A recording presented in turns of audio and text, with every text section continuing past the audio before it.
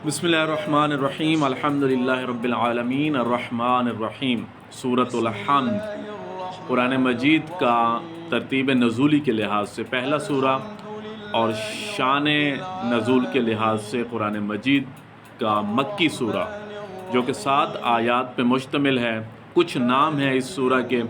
इस सूरा को सबउल मसानी भी कहा जाता है, शाफिया कहा जाता है, वाफिया और काफिया भी कहा जाता है। और इसी तरह सूरतुल हम्द और सलात भी इस सूरह करीमा का नाम है। सारे कुरान मजीद की अपनी फ़जीलतें और करामतें हैं, लेकिन कुछ मखसूस फ़ज़ाइल हैं जो अल्लाह रब्बुल इज़्ज़त ने इसी सूरह के साथ मुख्तस किए हैं, जो किसी और सूरह के नहीं हैं। सरकार रिसालत मआब सल्लल्लाहु अलैहि वसल्लम का इरशाद ग्रामी है कि अगर किसी की आँखों में दर्द है तो किसी भी सुरमे के ऊपर इस सूरह की तिलावत करे और उस सुरमे को अपनी आँखों में डाले तो आँखों का सूजश, पानी और उसका दर्द ख़त्म हो जाएगा।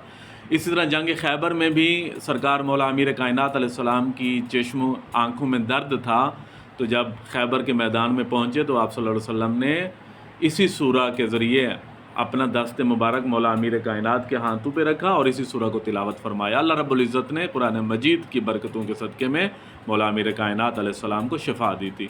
इस सूरह को किसी बीमार जिसको बुखार है, फ़ीवर है, उसके ऊपर भी पानी के ऊपर पढ़कर वो पानी उसकी पेशानी पे गिराया जाएगा तो अल्लाह रब्बुल इज़्ज़त उसको भी शिफा दे देता है। इसी तरह मौला इमाम जाफ़र सादिक़ अलैहिस्सलाम से इरशाद है कि कोई शख्स बाहर से जब अपने घर की तरफ दाखिल होने लगता है तो इस सूरह मुबारका की तिलावत करे। तिलावत करने के बाद अपने घर में कदम रखेगा तो अल्लाह रब्बुल इज़्ज़त उसके घर में बरकतें और रहमतें नाज़िल फरमाएगा।